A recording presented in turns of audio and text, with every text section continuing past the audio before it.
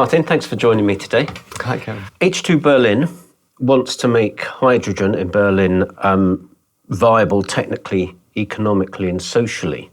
Just looking at those three together, is one more challenging than the other? That is a tough question to answer. Yeah, of course, it brings challenges in each and every aspect. What you just mentioned, from the technical point of view, we are just at the start, I would say, of a hydrogen business, hydrogen world. Many technologies around hydrogen are just developing in the moment. And one of our biggest ambition and goal for the H2Berlin initiative is to stay connected to those developments, to make sure that Berlin is not cut off of the hydrogen developments, to really move quickly first steps into the hydrogen business. So that is a challenge regarding hydrogen on the technological side. On an infrastructure side, it's also very much important that we somehow recognize that Berlin is today importing most of the energy it consumes. And this will, no matter how far we get into renewable energy production in the city, also stay in the future a big challenge to manage. So Berlin will import a lot of its energy, and this will be electricity, and their infrastructure needs to develop, but this will also be hydrogen in our view in the future. And there we have an existing infrastructure which we need to further develop from today. So natural gas, which we consume, into hydrogen, and that is also a challenge. From a social aspect, I think we learn now how dependent we are from fossil fuels in the moment. And the energy crisis which we are facing due to the war in Ukraine. Prices are far above the limits of social, let's say, acceptance or social abilities, not only in Berlin, all over, I think, Europe. We are facing this extreme challenge of skyrocketing energy prices. And there also the renewable energies will be the only solution we see in the moment to come out of this crisis on a long-term perspective. Nevertheless, the price level we are expecting will also be above the price level we have seen 2 or 3 years ago, where energy was really, really cheap. The transformation towards renewable energies, and especially also hydrogen, will also have some social aspects that we need to cover for the future. You talked about the infrastructure there. Is there an advantage in the approach that H2Berlin takes, that you are taking a citywide approach to an existing and well-established city? So is there an initial advantage to you in that you have an existing infrastructure, but then what are then the challenges in, as you said, you have to build on that existing infrastructure? Yeah, I think the existing infrastructure is a big advantage towards hydrogen. If you would only focus on electrification in the energy area, you would need to invest a lot into also the electricity infrastructure. Transporting electricity is, compared to transporting hydrogen in a gas grid, roughly 10 times more expensive. If you're talking about storage of energy, storing energy, it's maybe 100 times more expensive to store electricity compared to hydrogen. And there, I think it is good that we have an infrastructure today used for natural gas, which we can reuse without really large investments. We're talking about estimations of 70% of this natural gas infrastructure that can be used also for hydrogen. 30% have to be reinvested. But still, this is, I think, a big advantage in the existing gas infrastructure. Looking at my company, I also work for Vattenfall, and my company is running the district heating system in the city. There we also see advantages that we can somehow easily decarbonize large parts of the city heating infrastructure by just touching a few central power plants which need to be transferred from today fossil fuels into renewable fuels. This might be electricity used directly. If there's too much renewable energy in the system in the future, we will use it in power to heat plants. We will also use other sources, heat pumps, which collect environmental and industrial waste heat. We will use also certain parts of biomass, but we are also, I think, building upon a future hydrogen infrastructure, and hydrogen being available to use it in our CHP plants, high efficiency CHP plants, which will then produce electricity when there's too little renewable production in the system, and then also provide heat to our customers.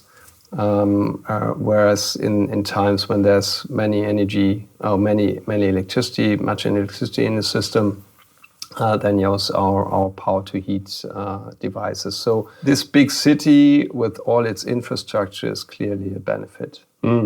You talk about district heating, and as you say, your company Vattenfall and Berlin as a city is already very well established in district heating.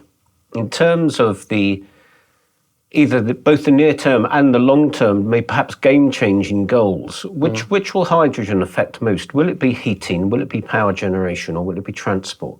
I think it will be all three sectors which we will see. And in transportation, I think we learn now that there are limits to decarbonizing the transport of goods on road, but also on the rivers and channels in Germany. There we see large potentials for hydrogen. Of course, the air traffic has a big challenge to decarbonize. Also there, hydrogen or power to liquids play its role in our view. So this sector is playing a big role, I think, in terms of decarbonization. We also see it for power production. When we look at the final end of the energy transition, or the research institutes prognosing that you need still dispatchable capacity in a significant amount in the system, even though 80, 90, 95% of the electricity production will be directly in the wind turbine or in the solar panel. But still, for the remaining hours, you will still have dispatchable capacities available, and this will be fueled by hydrogen. So our plants in the future will most likely run for the electricity system and have heat as a byproduct then provided to the heat grid. And if you look at the heating sector, it's also quite clear. A lot of residential areas will be decarbonized by heat pump. That's clearly also our view. But in a high densified city like Berlin, with a lot of houses built around the beginning of the last century with low insulation, if you want to maintain those let's say residential areas and houses, then heat pumps will not be the solution for those for this let's say residential infrastructure. There comes district heating, fully decarbonized, but also the gas grid directly, where we think that also hydrogen directly for heating purposes will play a role in the future. There's a diversity of examples there you've given. I wonder if there's any use cases that you can perhaps expand on a bit more. You mentioned just briefly aviation and airports. I mean, this is our ambition in the H2Berlin initiative. H2Berlin is an association of around 30 partner companies which met and joined now and said we want to get the hydrogen business started. And our ambition is to produce and consume renewable hydrogen of around 9,000 tons in 2025. So a big ambition, and therefore we have financed from this association a rough potential study on Berlin and now developing use cases. So we have started with 10 potential use cases in a study, and just last week we have picked 2 of those use cases which we now want to realize until 2025. Use case in or around the Berlin Airport BER, where we see a lot of potential technologies, services, which need to be decarbonized, and where hydrogen will play a major role. Not only services, but also research is ongoing in and around the airport. And it's not only about replacing fossil fuels in the aviation itself, it's also all the traffics around, all the heat consumption, electricity consumption, connections, etc. So a lot of things are ongoing at an airport, and there we want to make use and connect intelligent technology at that site and provide hydrogen to all those things. That's our first use case. And the second one is rather around heating purposes. So we are looking at the so-called energy triangle in Ruhleben, that is a part of a city in the western city, where a lot of public services come together at a closed space. We are running a power plant there, which will be connected to the hydrogen backbone latest by beginning mid of the 30s, and then also completely transferred from natural gas to hydrogen. We are running the city sewage water treatment plant there, which also provides potential for producing hydrogen from sewage water. So we have research and development project there, which we want to start. We are running the biggest, or in the moment, the only waste incineration plant of the city in this area, where we have a lot of traffic with the waste collection lorries there, which cannot really be transferred to battery powered energy, where we also want to fuel those vehicles, those lorries with hydrogen. So a lot is already there, and then we will further distribute and look at the industry around, but also the residential areas around the development of the Siemens campus right next to it. So a lot of things are ongoing at that site, and there we want to show how we can integrate hydrogen into all these industries, but also in the heating market around. You mentioned that H2Berlin is an association of, I think you mentioned about 30 companies. Mm-hmm.